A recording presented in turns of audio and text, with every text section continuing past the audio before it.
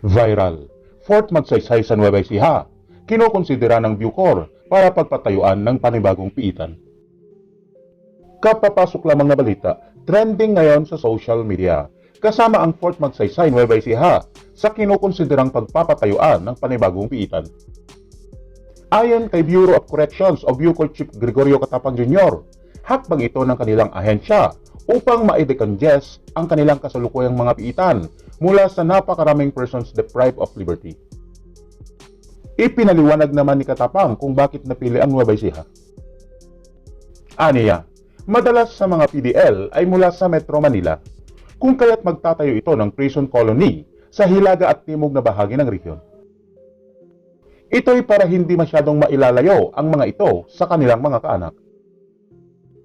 Hihintayin lang ani Catapang ang proklamasyon ng Pangulo hinggil dito upang maisagawa na ang pagpapatayuan ng bagong piitan.